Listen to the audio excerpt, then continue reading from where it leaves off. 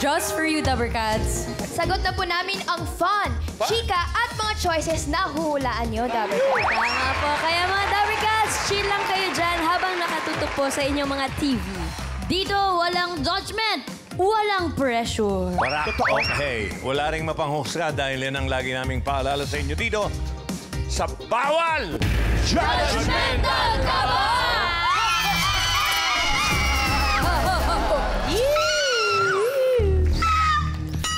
Bossing! Tara, let's. Ayaw mo si Mamiki, bossing? Ayoko na dyan. Ganyan Wala naman ka. ako napapala dyan. Ganyan ka, nagbago ka na. Uy, saan ka pupunta? Iyaya mo eh. Ito pa po, bossing Ate Main. Para sa mga Dabbercats natin na gusto maglaro dito sa Bawal Judgmental Ka Ba, mag-send lang ng audition video at details sa bawal.itbulaga@gmail.com. Wala na, detail na sinabi mo Details eh. mo. Ayon po sa screen, mga Dabbercats, ang mga details po na kailangan nyong gawin. Okay. Okay, kilalanin na natin ang mga kasama nating kumilatis. Ito po, bossing, ang judge for today, Mom of Two from Malabon City. Dabbercats, pasok! Oh! Hello, Dabbercats! Ako po si Keisha Kay Luna from Malabon City. Naniniwala sa kasabihang, ang taong hindi marunong lumingon sa pinanggalingan ay may stiff neck. Wow, bago. Bagong-bago, bossing. Keisha, halika rito. Keisha. Mom of two. Wala naman sa itsura, Mom of Oo two. nga. Anong nasa itsura, bossing? Mom of four. Fresh na fresh. Si Mommy Hindi, Keisha. Anong pinagkakaabalahan mo, Keisha? Nagtatrabaho po ako ngayon as a casino dealer po. Ooh! Raisa May! Raisa. Tasa na. Pag-aaral ka rito para... Magaling. Oo, para yung mga magic matututunan mo kay Tito Sen. Tuwing Sabado yan. Abangan. Ilan taon na yung mga anak mo? Isang 7 po, tsaka isang 5. Mga nag-aaral na. Opo. Okay, si Mister, anong trabaho? Sa ano po siya, red fiber po. Sa mga wifi po. Wi-Fi. Okay, simulan na natin ang therapy mo. Teka, tapos na pala. Mali, boss. Wala pa. Bossing, tapos na pala. Pagka dealer ba, kailangan judgmental ka? Hindi naman po masyado. Hindi masyado. Pero, Depende. Depende. Oh, okay. Ito, i-deal ko sa'yo ang 30,000, ha? yan. Hawakan mo, 30,000. Mami Keisha, galingan mo sa pagsagot at pag-isipan mo mabuti dahil kapag mali ang sagot mo, minus 10,000 pesos. Nako. Simulan na natin ang round 1. Talasan ang pakiramdam dahil ito na ang mga kasama nating magdadala sa iyo ng swerte. Dabbercats, pasok!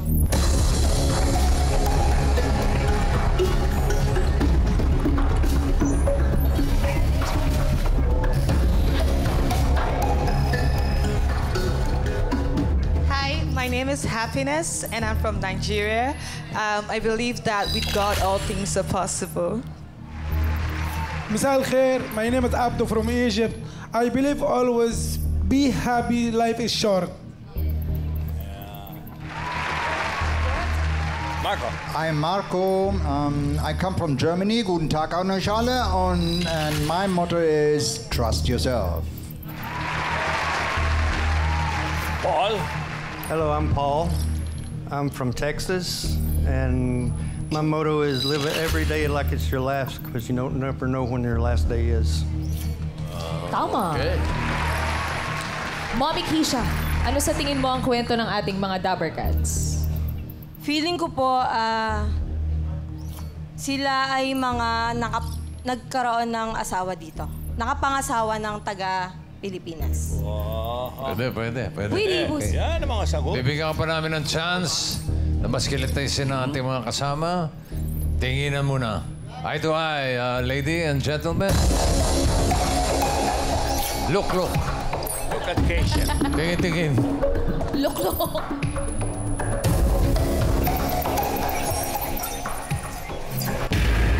Okay. Thank you, lady and gentlemen. Para sa round 1, Oh.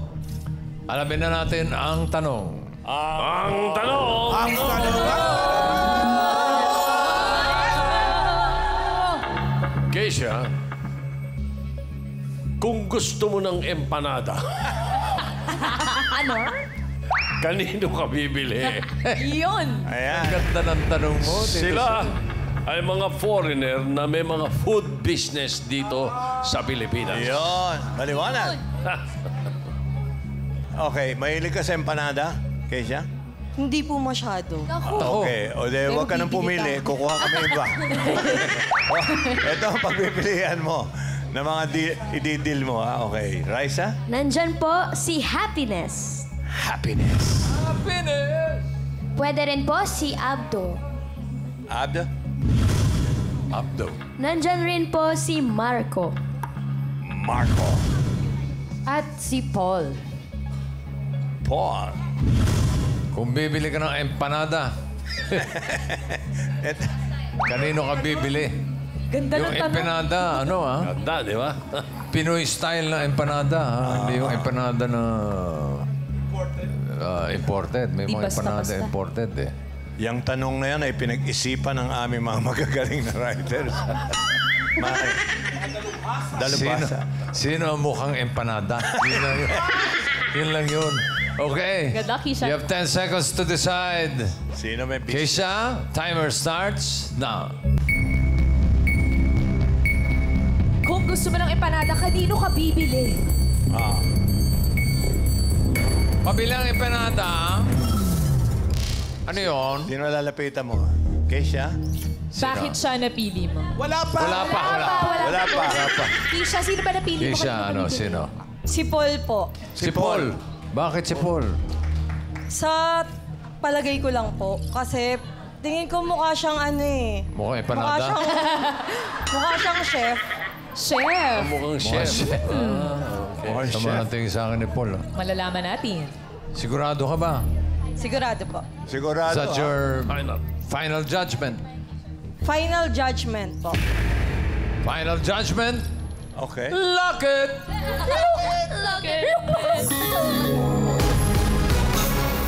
Check or X? Kay Paul ba tayo bibili ng empanada? Kung gusto natin kumain ng empanada. Alamin natin. Tama kaya? Check or X?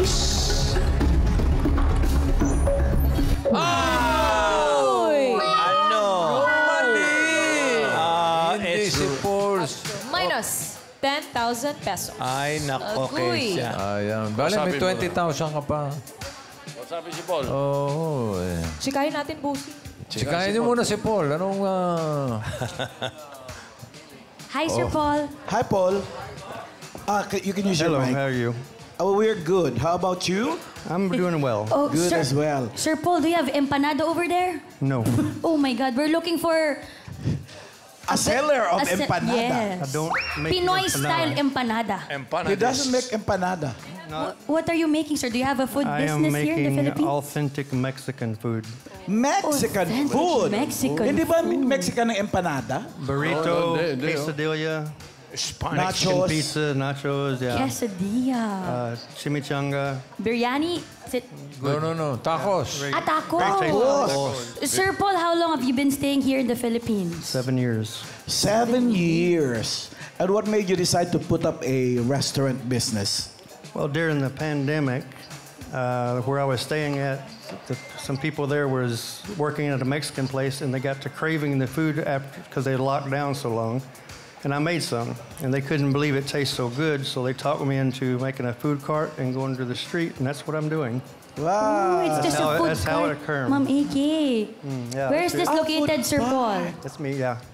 Where is it? Where is your Where's the food store? cart? Yes, the This cart. here, Food cart. right now, I'm in Dr. Sixto Antonio Avenue. Is that Quezon City? Quezon City Yeah. area, sir? No, Don Antonio? Pasig. Pasig City. This picture here is of Manila Restaurant Week. Oh, yeah. That's Free the food. food cart, Mamiki. But we You do have... the preparation of the food yourself? I do. And you cook it? I do. Oh, can you show us what you have brought? Sure. Can you Can we explain go there? your No problem. business? And can we business, taste? sir? Mexican, no? Actually, yun na naman talaga ang sila. Si Tash, ha? Bilis ang pagkain, friend, ha? Masikaso si Tash, ha? This one here is like the main. Please introduce Yes, your nasa mga kalab ko, Mexican masarap pizza. talaga yan. Yes, boss. Mexican pizza. Mexican pizza. And This one? Quesadilla Queso and del. a burrito. Ayun Now ang they- burrito. These would be What's the better, expertise of Tash? but they're not. That's What- okay. what is They'd that? How is these it, would taste friend? better, more hot. Oh, but Tash, it's okay. that's, Mas masarap when daw to they're- pag when mainit. they're hotter, by the way, they're that's better. a 1 week old. Yeah. But that's the Hindi, bossing, quesadilla. bago yan, bossing. Bago ba yan? And this one here is very good. Yeah, Sarap ito, Mamiki. How much? It's hot. yeah, better. Yeah. It's more. It's, How much do you sell this quesadillas, sir? The burritos. The burrito is a 9-inch burrito, and I sell it for 135 peso. Oh, it's not expensive. The quesadilla, same thing, 135 peso. The Mexican pizza is 200, but it's 2 layers, and it's really good. So which one's your In best fairness, sa seller? kanya mura yung mga food. My burrito and quesadilla are almost the same. They both are my best sellers. The Mexican pizza, I sell a lot of those, but not like these. It tastes good. Best seller. Thank you very much. You're welcome. Let's go back there. Okay. Yes, Tash. Sir Paul. Ay, friend, may si Tash, oh. apat pa Right side, friend, wanna ha? have some? First Pa lang yan, ha? Tatlo pa friend. Thank you, Paul. Thank you so much, Sir Paul. You're welcome. Okay. Kung hindi si Paul, sino kaya ang nagtitinda ng empanada? Pinoy style na empanada? Si Happiness, si Abdo, o si Marco? Alamin natin. Eksakto yung mga pangalan nila, oh. Happiness, Abdo, Marco, H-A-M, Ham. Pagkain. Ham. Ay, si Marco! Marco! Marco's Empanada. So it's you. Buongiorno, Marco. Hi, Sir German. Marco. Ay, German nga pala. Guten Tag. Guten Good Tag. day. Yeah. How are you, Sir Marco? What made you decide to start a food business here in the Philippines? Again? What made you decide to start a business What here in the made Philippines? me Decide. decide to start a business, Business in the Philippines. Food business. My Wife? natural instinct to survive anyhow, because I've been lost here. You've been lost here in the Philippines? Yeah, I've been stuck here 9 years ago. And then I was left by my wife, and and I had to survive somehow because I had no support. And later I met my business partner, Carrie, and then we made a business together. Oh, so aside from empanada, what else do you make? What do you sell? Aside of the empanada, we also have cookies. And when you visit our store in San Joaquin, in front of the San Joaquin Calavan High School in Pasig City, you can also buy French fries, cheese sticks, nachos, and chicharron and soft drinks. Oh, puro Filipino food. Yeah, It's all Filipino food you're selling. yeah, basically. What We empanada sell did you empanada bring? with your favorite flavors. Different flavors. Different flavor daw. Like? Sir Of course, Marco. we have 5 different flavors. Spicy We tuna. have tuna, Spicy tuna. Classic Classic tuna. tuna. What's your Ham and best cheese. seller, Sir Marco? The ham and cheese is the best seller of our, and then comes classic chicken, and the rest Ham is and also cheese good. and classic chicken. Daming Yes. flavor. Sir Marco, who's helping you to operate your business, to run your food This business? is my business partner, Carrie. Carrie Lena Abad, maybe you can search that, and her mom. And for the store, when we don't have time to go to store, we also have a sales lady here. Oh, Sir Marco, can you describe the cookies to us? Can we What go are the there? flavors of your cookies? Parang uuwi tayong busog. pala yun eh. Tash, why did you eat already? Ay, wala pa tayo, friend. I-intro pa You lang. stay in the middle, Marco. Here. Stay here. All right. And explain this. This is Okay, here we have the so-called butter cookies. Okay. And classic They tuna. This is the they classic have- tuna empanada. yeah. A spicy Because chicken. We have put it all in separate This one is plastics classic here for tuna. making the difference of the flavors. Ham and cheese, for example. Yeah. Our favorites. Butter cookies. And this one, These are our choco cookies with a slide of Hershey flavor. Very yummy. Very popular. Yummy. Yeah. can we try it? Of course. How much per cookie, sir? We sell it in our store 12 pesos for one piece of cookie because they are very big. We export them, ship them. Pusing, ba't ka nananulak, pusing? Shipper because of the cookie. We are shipping You ship them where? We ship them to Mindanao, Visayas, Oh, really? Ilocos Norte. Yeah, of course. Take it. So some people from Visayas and Mindanao order from you. Yeah, we have different social media platforms. We taking sometimes a video live for our online presentation. So I believe you have hired a lot of people already to make this food. Like cookies, for example, if they order in Visayas and Mindanao, you need to hire people. To hire people to help for you. what? Yeah, of course. Parang wala nang nakikinig dito. Ako makain na lang. No, Sir Marco, let's go back to empanada. How much? How much per empanada? Empanadas not so. It's affordable price. 20 per piece. 20. Mura. No wonder it's small. So when you Bite size, bossing. so Bite size. so one pack is 5 pieces. Assorted flavors is 100 pieces only. Affordable, Very pero yummy affordable. naman. Yeah, very It's affordable. Yes. You're from Germany, Yeah. right? What brought you to the Philippines? Or a girl. No, I met a Filipina in long time ago in social media. Then I came here to visit her, and then I came back and I married her. Now I'm stuck here. And they have separated. Okay, sir. We They're know a separated. girl too. We are But separated she's too. over there. Let's Thank go you, back Sir there. Marco.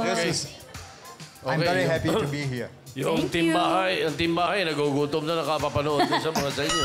Oh, your store. namin, no? Sir Marco, your cart is called Tatay Empanada. Yes, ma'am. Do they call you Tatay?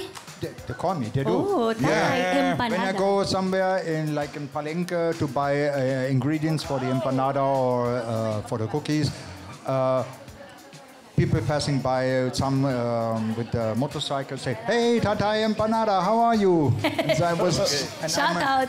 looking like, "Oh, who was that?" Can you speak Tagalog now? Kaunti lang. Kaunti lang. Pero hindi masyado, sir. Hindi masyado. Hindi masyado. Galing. You're galing. famous now, sir. Tatay Empanada. Thank you so much. Thank you, too. Tatay Marco. Sino kausapin natin? Sir Abdo. Si Abdo. Hello. Hi, Abdo. Hello. You're how are you? from Egypt. Yes po. And what did you bring? Food? Biryani chicken. Interview muna, Ma'am Alan.